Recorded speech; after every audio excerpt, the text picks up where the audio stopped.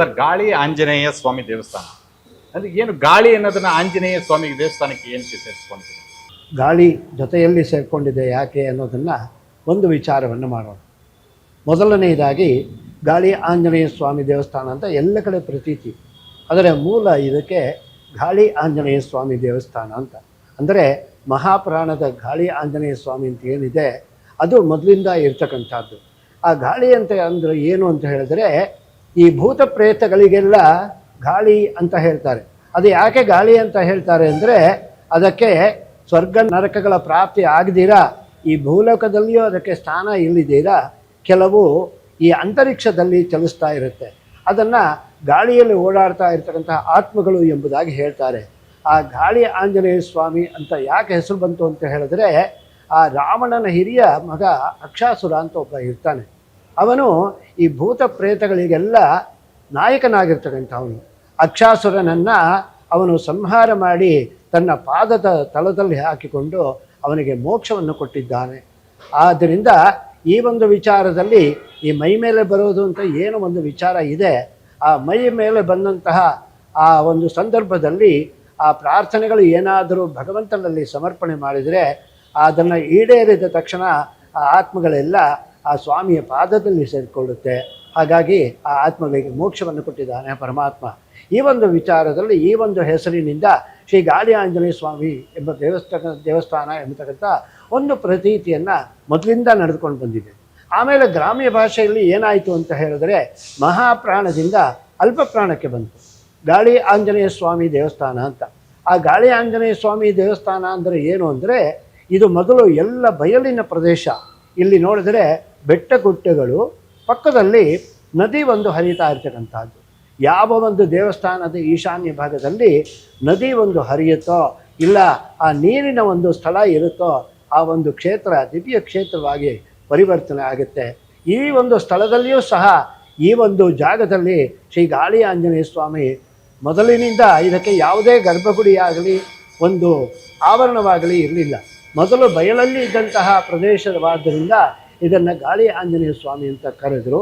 ಮೊದಲಿನಿಂದ ಈ ಒಂದು ಪ್ರತೀತಿಯನ್ನು ಹಲವಾರು ಗ್ರಾಮಗಳಿಂದ ಈ ಒಂದು ಮನೆ ದೇವರು ಇರ್ತಕ್ಕಂಥವರು ವರ್ಷಕ್ಕೆ ಒಂದು ಬಾರಿ ಬಂದು ತಮ್ಮ ಮನೋರಥವನ್ನು ಪ್ರಾರ್ಥನೆ ಮಾಡಿ ಈಡೇರಿದ ತಕ್ಷಣ ಅವರಿಗೆ ಏನು ಷೋಡಶ ಕರ್ಮಗಳನ್ನು ಮಾಡ್ತಾರೆ ಅದನ್ನೆಲ್ಲ ಇಲ್ಲಿ ಬಂದು ಮಾಡ್ಕೊಂಡು ಹೋಗ್ತಕ್ಕಂಥ ಒಂದು ಪ್ರವೃತ್ತಿ ಬೆಳೀತಾ ಇತ್ತು.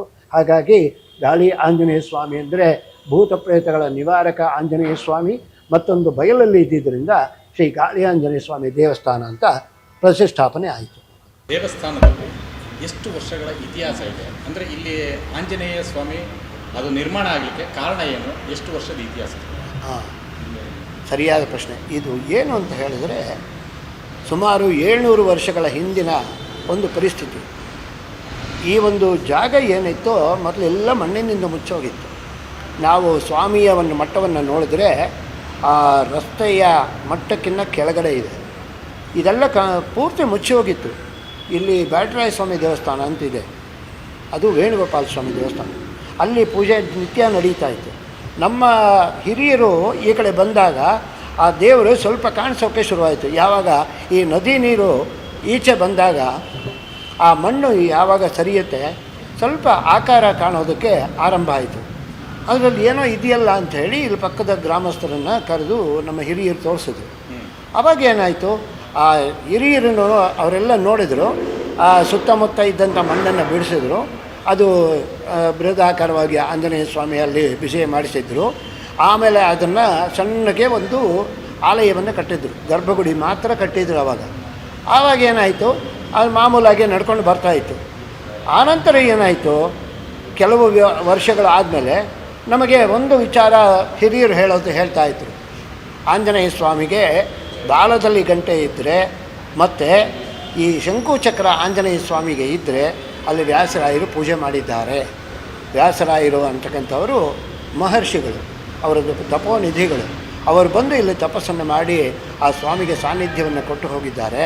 ಹಾಗಾಗಿ ಈ ಒಂದು ವಿಚಾರವನ್ನು 15ನೇ ಶತಮಾನದಲ್ಲಿ ಇದ್ದಂಥವರು ಅವರು ಆವಾಗಲಿಂದ ಈ ಸ್ವಾಮಿಯನ್ನು ಪೂಜೆ ಮಾಡಿ ಹೋಗಿರೋದ್ರಿಂದ ನಮ್ಮ ಹಿರಿಯರೆಲ್ಲ ಏನು ಮಾಡಿದರು, ಇಲ್ಲೂ ಅದನ್ನು ಪೂಜೆ ಮಾಡೋದಕ್ಕೆ ಶುರು ಮಾಡಿದ್ರು.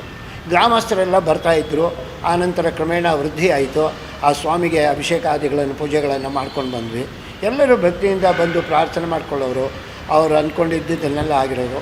ಎಷ್ಟೋ ಜನ ಹಿರಿಯರಿಗೆ ನಮ್ಮ ದೇವರು ಮನೆ ದೇವರು, ಅವರೆಲ್ಲ ವರ್ಷಕ್ಕೊಂದ್ಸಲಿ ಬರ್ತಾರೆ, ದೇವರ ಸೇವೆ ಮಾಡ್ಕೊಂಡು ಹೋಗ್ತಾರೆ. ಆವಾಗಲಿಂದ ನಡ್ಕೊಂಡು ಬಂದಿದೆ. 14ನೇ ಶತಮಾನ 15ನೇ ಶತಮಾನದಲ್ಲಿ ಈ ಸ್ವಾಮಿ ಇಲ್ಲಿ ವಿರಾಜಮಾನರಾಗಿದ್ದಾರೆ ಅಂತ ನಮ್ಮ ಹಿರಿಯರು ಹೇಳಿರ್ತಾರಂಥ ಪ್ರತೀತಿ. ಸೊ ಅಂದರೆ ಇವ್ರಿಗೆ ಅದೆಲ್ಲ ಬಂದು ವ್ಯಾಸರಾಯರು ಅದೆಲ್ಲ ಮುಗಿಸ್ಕೊಂಡು ಹೋದ್ಮೇಲೆ ಇಲ್ಲೇ ಮಣ್ಣಿನಿಂದ ಎಲ್ಲ ಮುಚ್ಚೋಗ್ಬಿಟ್ಟು ಈ ನದಿಯಿಂದಾಗಿ ಅದು ಸ್ವಲ್ಪ ಕಾಣಿಸ್ಕೊಂಡಾಗ ನಿಮ್ಮ ಹಿರಿಕರು ಪೂರ್ವಿಕರು ಅದನ್ನು ಕಂಡು ಹಿಡಿದು ಮತ್ತೆ ಅದಕ್ಕೆ ಜೀರ್ಣೋದ್ಧಾರ ಮಾಡಿದ್ದಾರೆ.